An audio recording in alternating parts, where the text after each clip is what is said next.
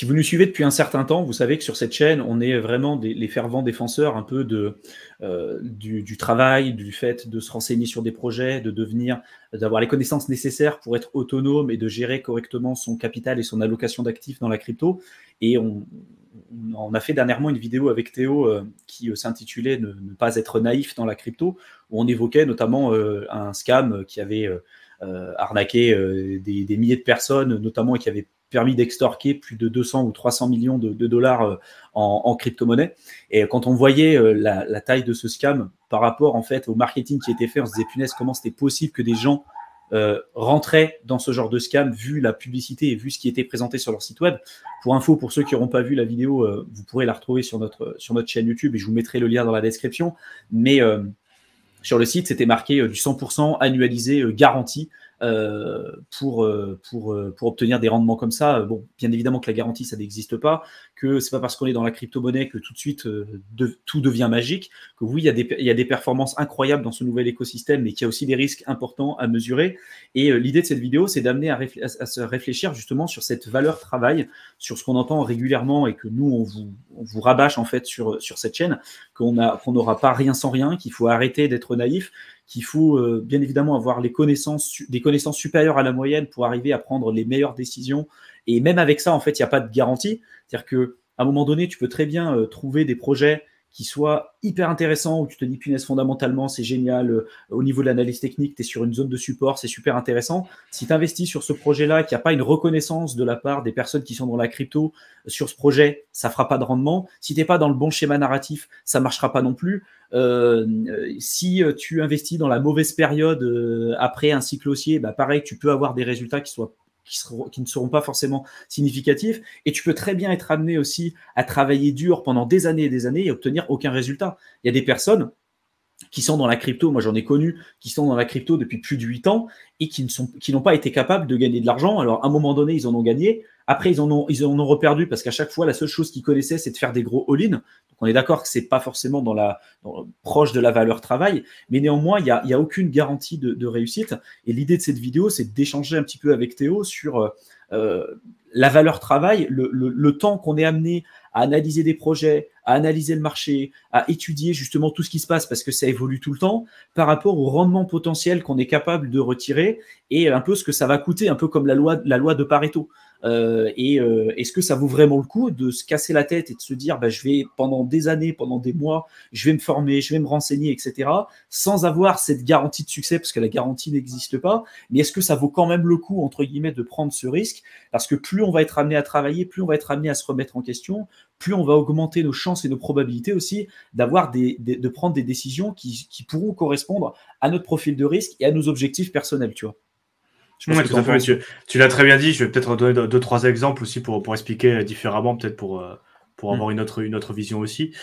Au final, je pense que c'est hyper important, et comme tu l'as dit encore une fois, de comprendre que la partie chance ou la partie qu'on peut pas maîtriser, elle sera toujours là. Et pour ça, je pense que ça aide aussi de se pencher vers des gestionnaires de fonds plus traditionnels. Moi, j'aime bien lire des bouquins de gestionnaires de fonds traditionnels, voir comment ils gèrent leurs risques, comment ils ont une approche du marché. Et tu te rends compte qu'au final, tous, ceux qui font de value investing, je parle livre de Pamarès, gérant de fonds espagnol, Howard Marks aussi, qui est beaucoup plus connu. Et c'est des mecs qui font du value investing, donc ils vont vraiment chercher la valeur, ils ont des teams, ils prennent des décisions, ils étudient vraiment les projets à fond. Value investing, c'est que sur les fondamentaux, regarder l'entreprise de cash flow, ils passent vraiment, mais c'est des gestionnaires de fonds, donc les mecs, ils passent 10 heures par jour à regarder des trucs comptables, à regarder des documents, à chercher, à aller voir leur team, à dire ouais, j'ai fait ces calculs, qu'est-ce que t'en penses? Ils ont des équipes de recherche qui les aident et tout. Et donc les mecs, ils ont un process en plus interne de prise de décision. Donc c'est vraiment le top niveau. Enfin, pour moi, c'est vraiment quelque chose, l'excellence, tu vois, ce qu'il faudrait faire, tendre à faire, qui est impossible à faire pour un particulier parce que déjà on n'a pas la formation, on n'a pas les moyens et on n'a pas passé autant de temps qu'eux à faire ce qu'ils font. Et pourtant, il y a des fois, ils perdent. C'est-à-dire que les mecs, ils font en sorte d'optimiser leur process, optimiser leur raisonnement, avoir le plus de données possible, faire tous les scénarios possibles et se positionner en gérant le risque, bien sûr, pour essayer de se positionner de la meilleure manière possible. Mais il y a des fois où ils perdent parce qu'il y a le scénario qu'ils avaient considéré comme le moins probable qui s'est réalisé parce que, comme tu l'as dit, il y a peut-être le marché n'a pas vu la même chose qu'eux. Du coup, ils sont focalisés sur d'autres choses et eux, au final, ils ont dû sortir position. Donc, même ces mecs-là, qui pour moi constituent l'excellence, l'élite de ce qui peut se faire dans l'investissement, ils ne sont pas capables d'avoir des résultats garantis. Ils gagnent beaucoup d'argent parce qu'ils ont de l'expérience, ils sont capables de compenser les pertes avec plus de gains, mais ils sont sûrs à 100% de rien au final. C'est ça, c'est cette humilité qu'on évoque souvent, et il faut vraiment l'avoir en compte parce que à partir du moment où tout dépend un petit peu de ton investissement, qu'il y a un événement qui se passe à 100%, c'est dangereux. C'est dangereux parce que tu peux jamais être sûr à 100% de ce qui va se passer. Donc, il y a cette partie-là aussi. Et j'ai oublié ce qu'on avait fini pour expliquer. Qu'est-ce que tu avais évoqué avant que je prenne la parole? Je sais plus. Enfin, après, réfléchis à ce que tu voulais dire. Moi, je vais rebondir sur ce que tu as dit. C'est que tu auras beau, en fait, faire le travail au maximum, tu auras beau te renseigner, tu auras beau faire tout ce que tu veux. Il y a aussi des points, un peu comme la loi de Pareto, tu vois, 20% de tes actions vont te permettre d'avoir 80% de résultats. Et c'est un peu ça. C'est-à-dire que c'est sûr que si tu fais rien, il ne se passera rien. Si tu fais du gambling en investissant n'importe comment, oui, ça peut marcher à un moment donné, mais ça sera clairement du facteur chance. Et si tu gagnes comme ça de l'argent du jour au lendemain, j'ai envie de dire, ce sera même la pire chose qui puisse arriver, puisque la seule chose que tu connaîtras, c'est de faire du gambling. Donc, tu auras gagné une fois, tu te diras, bah, en fait, c'est simple de gagner de l'argent. Donc, tu l'as fait une fois, pourquoi pas deux, pourquoi pas trois? Et sauf que ça a marché une fois, c'était un cas très exceptionnel, et du coup, après, tu vas considérer que ça va être une récurrence, que tu seras capable de le reproduire, et ça n'arrivera pas. Et moi, il y a des gens que je connais qui avaient investi très tôt, qui avaient gagné pas mal d'argent, qui avaient comme ça investi un peu n'importe comment, et ils avaient eu ils avaient de la chance en fait d'être rentrés relativement tôt sur un marché, parce qu'à l'époque, ils avaient clairement pas de connaissances dessus, et ils se sont rendus compte que c'était facile en fait de gagner de l'argent, parce que tu rentres tôt, tu investis sur n'importe quoi, il y a tout qui monte. Sauf qu'à un moment donné, après, quand ils se sont rendus compte que les institutionnels commençaient à venir et que c'était clairement plus un marché de débutants, la seule chose qu'ils connaissaient, qu'ils avaient appris, les connaissances qu'ils avaient de leur côté, c'était juste du all-in, je mets tout sur le 8 rouge. Encore une fois, ça a marché une fois, la deuxième, ils ont tout perdu, et par la suite, ils n'ont pas su se remettre en question, ces personnes-là. Et 6 ans après, c'est des gens qui sont toujours en train de courir après le x100, le x1000 sur certains projets, et qui sans doute continueront de faire ça jusqu'à la fin de leur vie, parce qu'ils n'ont pas pu se remettre en question, ils n'ont pas pu acquérir de réelles compétences d'investissement. Et ça revient un peu au sujet de la vidéo que j'avais faite il y a quelques temps en arrière sur cette chaîne YouTube, qui expliquait que c'était intéressant est-ce que c'était intéressant d'investir par exemple 100 € par mois dans la crypto? Et je sais qu'il y a certaines chaînes YouTube qui disaient non, c'est pas intéressant parce que 100 balles par mois, ça sert à rien. Et moi, je suis pas d'accord là-dessus, parce que oui, tu vas pas devenir millionnaire en investissant 100 balles par mois dans la crypto. Par contre, ça va te permettre de mettre en place un système, ça va te permettre de mettre en place, on va dire, une certaine méthode, une certaine stratégie, une certaine approche.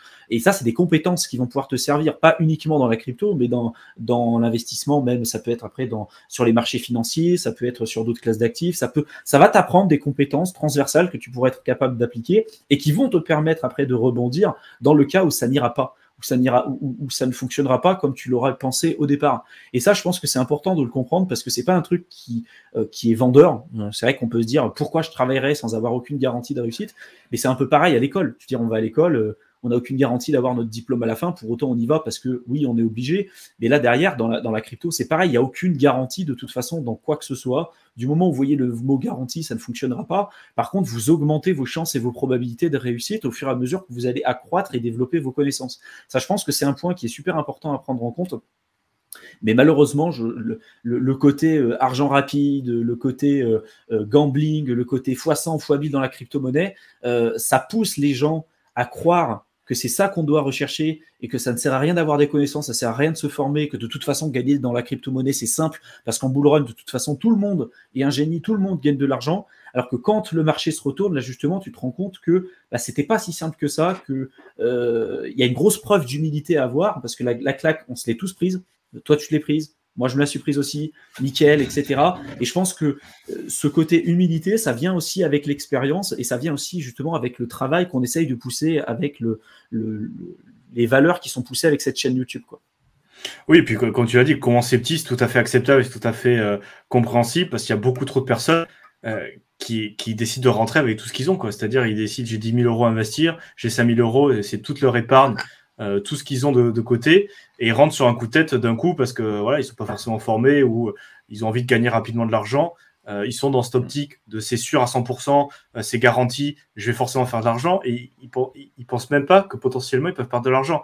Et du coup, je préfère nettement quelqu'un qui rentre petit à petit, humblement, avec ce qu'il peut mettre, et même limite qui se lie je me répète, mais qui se limite dans ce qu'il met pour apprendre. Et au final, la crypto, c'est vraiment quelque chose, justement, où tu vas pouvoir apprendre beaucoup plus vite que les autres marchés, parce que c'est en accéléré. Il y avait des personnes qui avaient des théories que presque un an dans la finance traditionnelle, ça peut se passer en une semaine en crypto, mais c'est presque ça, quoi. Et faut avoir en compte que les marchés traditionnels, ça tourne que 5 jours sur 7. Donc, quand tu passes un ordre le vendredi à 18h, peut-être que la bourse allait fermer, il faudra attendre le lundi pour que ça soit passé. Les niveaux d'entrée pour certains actifs, c'est pas forcément accessible à tout le monde. La crypto-monnaie, ça tourne 24 heures sur 24, les marchés sont accessibles, même avec quelques centimes, tu peux déjà commencer à investir, et du coup, ça va beaucoup plus vite. Les événements de marché sont beaucoup plus rapides, et même en n'ayant pas beaucoup d'argent, tu vas quand même te rendre compte de certaines choses. Tu vas rendre compte que tu vas gagner un peu, que tu vas perdre beaucoup, et tu n'as pas forcément de commencer besoin de rentrer avec beaucoup d'argent dès le début pour apprendre tes leçons. Et même, j'ai envie de dire, comme tu l'as dit, si tu rentres avec beaucoup d'argent dès le début sans être trop formé, tu gagnes beaucoup d'argent, tu vas pas prendre une bonne leçon parce que tu vas te dire c'est facile de gagner de l'argent, il faut tout mettre d'un coup et ça va faire de l'argent. Et par contre, si tu apprends la leçon que tu peux aussi perdre de l'argent, si tu es rentré avec tout ce que tu avais, la leçon elle va faire mal aussi, tu vas la payer très très cher. Alors que si tu rentres petit à petit, tu vas avoir le temps de te former et faire ce travail et avoir ces connaissances.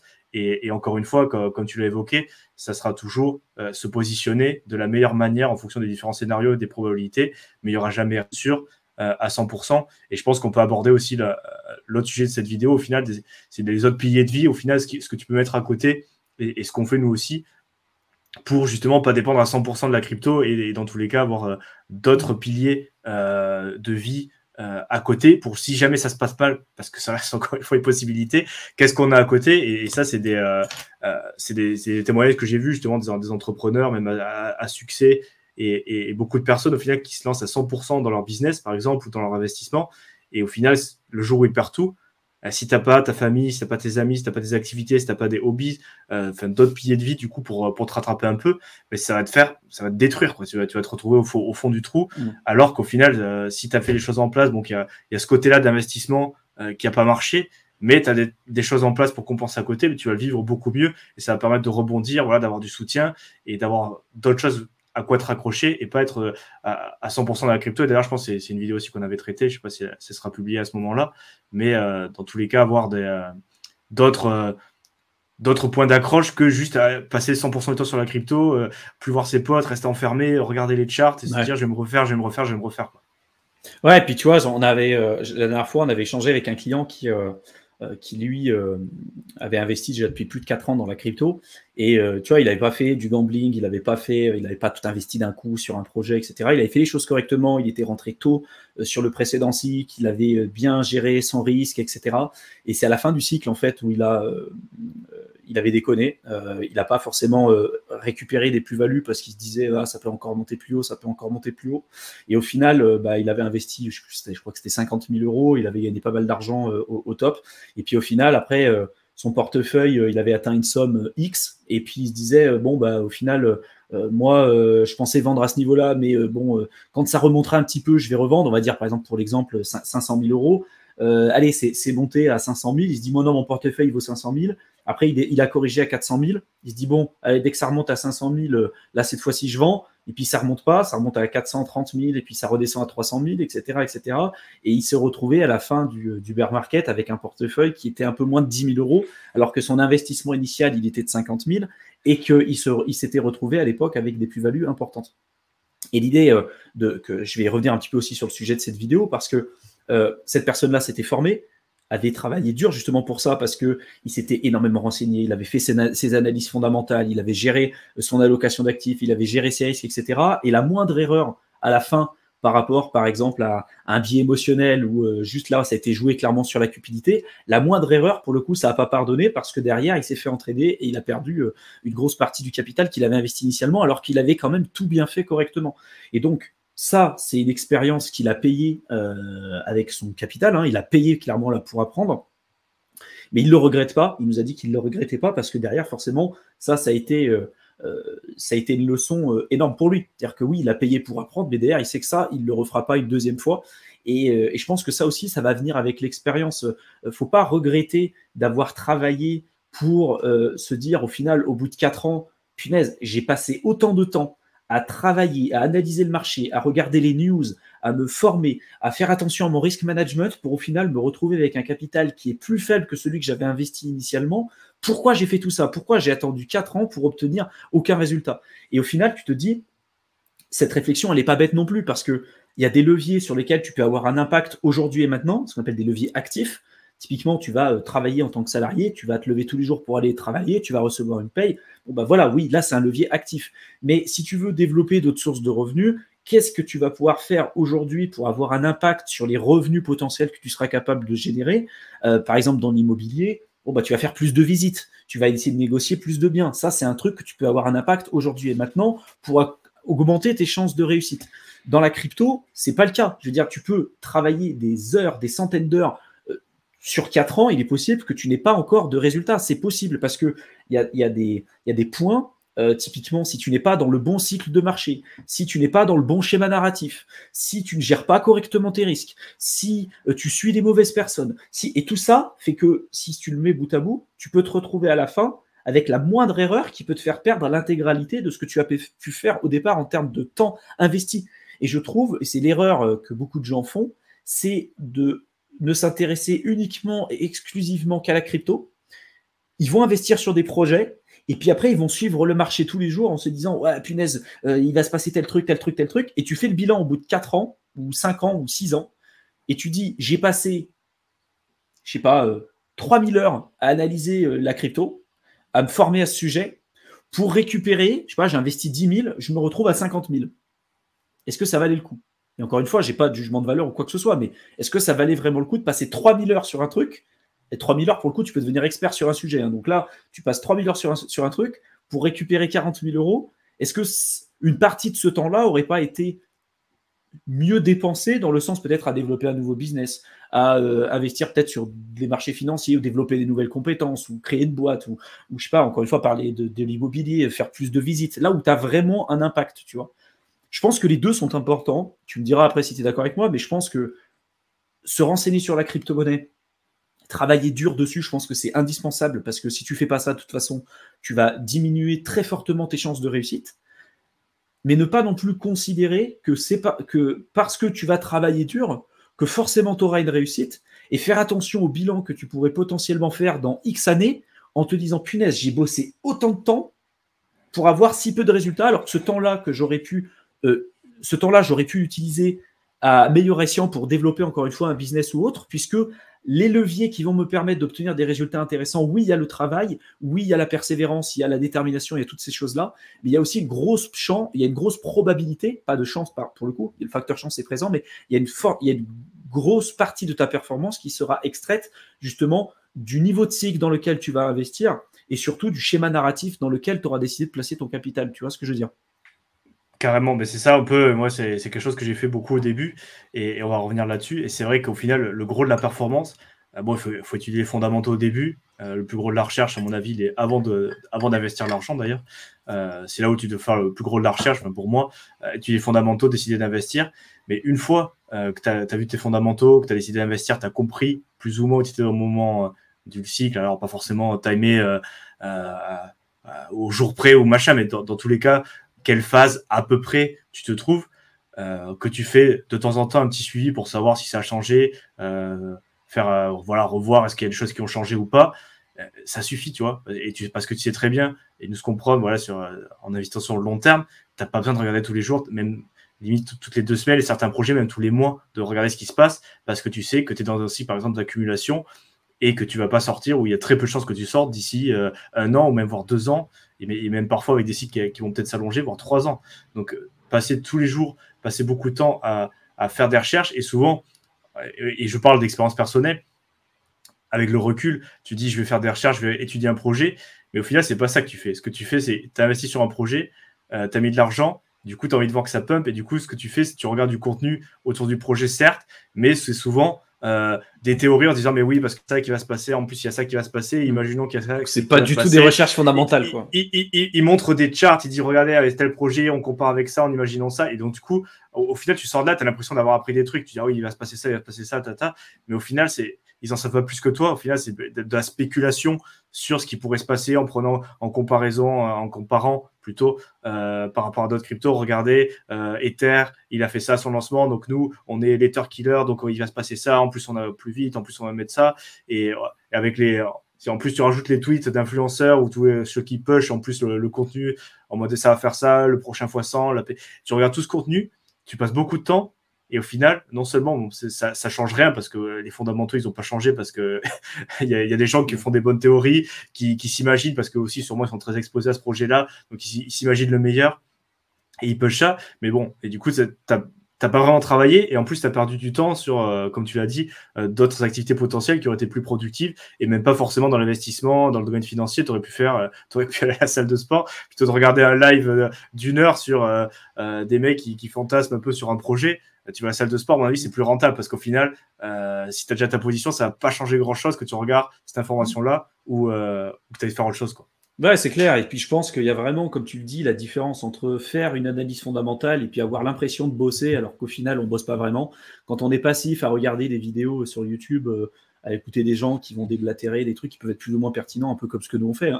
Mais néanmoins, c'est pas quelque chose qui va vous aider, on va dire, enfin, vous avez l'impression qu'après, par exemple, regardez cette vidéo, que vous avez bossé, que vous avez avancé dans vos trucs, mais en fait, non.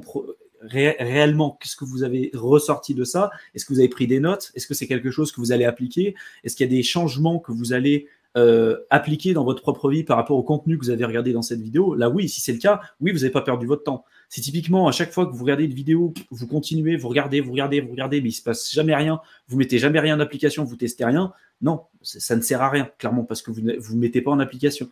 La grosse différence entre la théorie et la pratique est un peu le problème que je reproche beaucoup à l'école, où il y a beaucoup trop de théorie et trop peu de pratique, à mon sens. Mais voilà, c'est un autre sujet. Donc, je pense que travailler dur dans la crypto-monnaie, pas considérer les choses comme acquis, avoir l'esprit ouvert, se renseigner, prendre le train en marche aussi, dans le sens où la crypto, ça évolue constamment et on peut pas se reposer comme ça en se disant la vision que j'avais il y a 6 mois en arrière, c'est forcément la même aujourd'hui, parce que ça sera pas le cas. Il y a très forte chance qu'il y ait des gros changements à chaque fois, puis il y a une grosse preuve aussi d'humilité et rester très très humble par rapport à ce marché qui est encore très jeune et tout naissant en fait, hein. C'est très très jeune par rapport aux autres classes d'actifs qu'on connaît à côté. Donc il y a une grosse preuve d'humilité à avoir, de considérer qu'il n'y a rien d'acquis, que oui en effet il faut travailler dur, mais trouver un équilibre aussi dans votre propre vie, parce que c'est pas parce que vous allez travailler dur, vous allez passer 15 heures par jour à regarder des white papers, à analyser des projets crypto, que forcément vous arriverez à faire mieux que 99% des investisseurs. Il n'y a aucune garantie par rapport à ça. Par contre, d'avoir une vision long terme, d'avoir des compétences, on va dire peut-être transversales, qui vont vous permettre de voir les différents cycles de marché, de voir comment, au niveau de vos biais cognitifs, vous allez réagir, comment gérer votre risque, comment faire une allocation de portefeuille qui vous correspond, comment faire une analyse fondamentale sur un projet crypto, comment faire une bonne analyse technique long terme, etc. Tout ça, c'est des choses qui vont vous permettre d'avoir une vision périphérique sur l'écosystème et que vous allez pouvoir cumuler par la suite pour vous permettre de grandir en compétences et d'augmenter vos chances et vos probabilités d'obtenir des résultats intéressants sur le long terme. Donc voilà, j'espère que cette vidéo en tout cas vous aura plu. Je vous mets plusieurs liens dans la description de la vidéo. Premier lien, donc c'est vers la chaîne de Théo, donc Aventure Crypto. N'hésitez pas à vous abonner à sa chaîne. Je vous mets la seconde chaîne aussi que j'ai développée récemment qui s'appelle Éternel Étudiant, dans lequel je parle de finances personnelles, entrepreneuriat et puis également aussi d'investissement qui n'est pas lié que bien évidemment sur la crypto, parce qu'ici on parle que de crypto. Et si vous vous intéressez aux thématiques d'indépendance, de liberté financière, il y a quand même plein d'autres choses à prendre en compte que uniquement l'aspect crypto. Donc pour tous ceux qui s'intéressent à ces sujets-là, n'hésitez pas à vous abonner donc sur Éternel Étudiant. Je vous mets le lien aussi vers un programme de formation offert que vous pouvez rejoindre en cliquant dans le lien dans la description de la vidéo. Et enfin, pour tous ceux qui recherchent plutôt un programme d'accompagnement personnalisé, on vous met le lien vers un lien Calendly pour réserver un appel téléphonique directement avec nous. Donc, vous cliquez dessus, vous sélectionnez un créneau, vous répondez aux questions qu'on vous aura posées pour avoir un descriptif qui soit le plus exhaustif de votre situation personnelle. Et puis après, on se fera un plaisir de vous avoir au téléphone et voir comment on pourrait être amené à vous accompagner, si on peut le faire et si on peut vous aider à aller plus loin. Je vous souhaite une excellente fin de soirée et puis on vous retrouve dans une prochaine vidéo. À bientôt.